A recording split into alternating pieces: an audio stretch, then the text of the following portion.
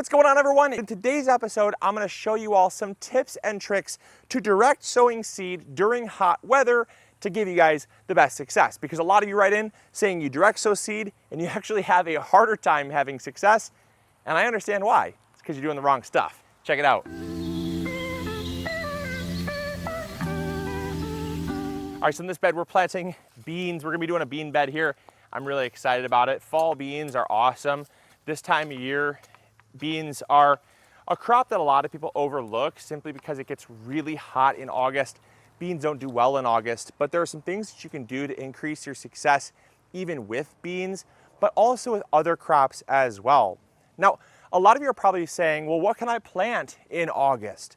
To be honest, you can plant anything you want as long as there's enough time until your first frost date. All you have to do is you look at your first frost date, count back the number of days you have until today's date, and then on the back of every seed packet, you should have a days to germination and a days to maturity. You add both those days up, and as long as you have enough days until your first frost to get it to grow and mature, you should be fine. Give it a shot and see what happens. And the worst that's gonna happen is you're gonna learn you can't do it. But the biggest thing too is that you always wanna be growing something. Anytime you have open bed space that leaves an opportunity for the sun to solarize the soil, kill off that beneficial soil bacteria we try so hard to grow and to foster, but also it's reducing how much we can be growing, right? It's reducing our efficiency in our garden. And so I am obsessed with constantly growing something. And even when there's some periods of bare soil, like right now there's a period of bare soil, it won't be bare for long. I want to cover this up because otherwise Mother Nature is going to cover it up with weeds. And that means more work for us and less food. So one thing that I want to really encourage you guys to do is to practice pre-soaking your seeds. Pre-soaking your seeds basically means you're going to take your seeds, in the case of bean seeds, corn seeds, squash seeds, whatever you're planting right now during hot weather, pre-soaking your seeds is greatly going to increase your chance of success because the soil is a whole lot drier. You have to remember, when it's super dry like this, your soil is going to dry out a whole lot faster. And pre-soaking your seeds is going to give your seeds a jump start to germinating, which is going to help even when the soil starts to dry out because you're not getting as much water right now. And that means that your seeds are going to struggle to germinate if they don't have that water. So consider pre-soaking. Now, how long do you pre-soak your seeds for? Well, that totally depends on what seeds you're sprouting. For things like these beans, we're going to pre-soak these seeds for about 4 to 6 hours. That means that we only want to go a maximum of 6 hours, no more than that, because we just basically want them to absorb enough water to roughly double in size. Corn would be something like 4 to 8 hours, 4 hours on the low end, 8 hours on the high end. You can even pre-soak things like your pumpkin seeds, squash seeds, and stuff like that for 2 to 3 hours and be just fine. Any type of pre-soaking is going to allow the seed to absorb water so that once it hits the drier soil and the soil does dry out, there's a little more forgiveness and the seeds are going to have a little bit better germination rate because yes, the soil is warmer, but it's also drier, and dry soil equals really poor germination. So pre-soak your seeds, you're going to have a lot more success. Second thing you want to do to increase your success when direct sowing seed during hot weather is going to be to water more frequently. Now, I cannot stress this enough. It all comes down to moisture, obviously. That's why we pre-soak our seeds. That's why when we put our seeds in the ground, we want to double the amount of water typically that we would give our seedlings normally. In the spring, if you water, once a week, maybe you have to water twice a week. If you water twice a week, maybe you have to water up to 4 times a week. Now, it might seem excessive, but what we want to do is we want to get the seeds to germinate. Once they germinate, then you can dial things back to more of a normal schedule.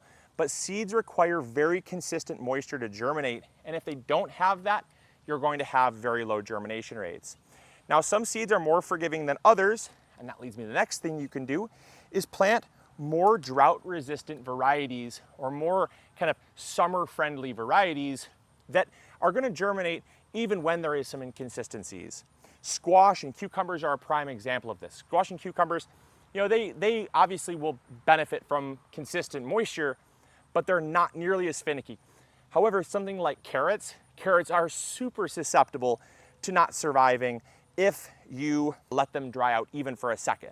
And so to increase the results, what you want to do is you want to double your watering or pick a variety that's just a little more forgiving for those drier conditions. All right, the next tip is do not hesitate to mulch. Now, I talk about all the time how we want to mulch the ground with plants. In the summertime, if you want to throw down some leaf mulch, some grass clippings, straw, pine shavings, something like that to help insulate the soil, that is absolutely okay. And I wouldn't fault you one bit for doing it. In fact, I'd actually recommend it for some of you guys that are in some really hot extreme weather, because when it gets really hot and very dry, mulch can help to insulate the soil by up to 20 degrees.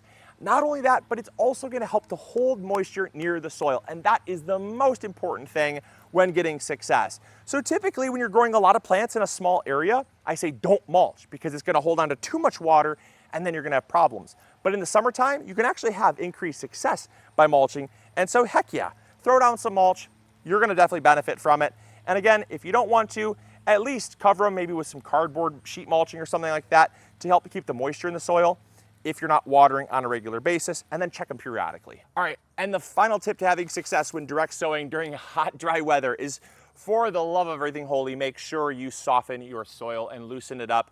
I cannot tell you how many people end up just planting their seeds right in the ground.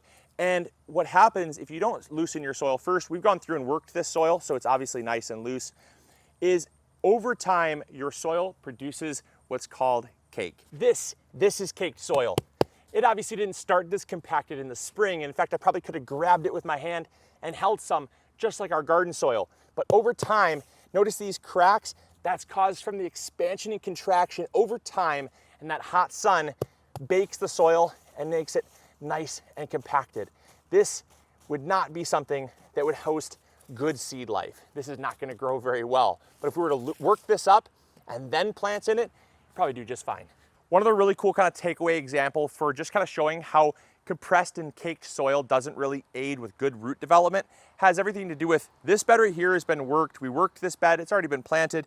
And if I water this bed, you'll notice the water basically goes exactly where I put it and sinks. It doesn't do much puddling or running. And that's awesome, because that means where the seeds are planted, they're actually going to get the water that they need right there, and the adequate amounts of it to grow well. But come over here, check this out. Compare that with this compacted soil. Check it out. Look at this. Not only does it beat up, but look at this. This water is just running just about everywhere. And again, in the springtime, this soil was very loose. Like, you could have grabbed this soil with your hand and look at it just run. That means all the nutrients is being carried away, all the nice topsoil is being carried away, and on top of that, your seeds are not going to develop in that, because if they got even a couple drops of water, they'd be lucky. The rest of the water just ran away. So that's why compacted soil really is not your friend. Loosen it up, you're going to do yourself a whole lot of favors. And what happens if you loosen your soil just enough to plant your seeds, and it's not deeply loosened, it's not deeply worked. I'm saying deep, I'm not like rototilling this whole bed, but I am working, the top 3 to 5 inches of soil where I'm going to be planting these seeds. That helps to break up that cake layer and actually helps the roots to penetrate into the soil, helps water to penetrate in the soil, because again, in the summer, there's not that much rain, right? Very infrequent. So when you do water with the hose or watering can, or if it does rain, you want that water to move fast through the soil to penetrate the soil deep, hydrate those roots, and get the plant growing fast.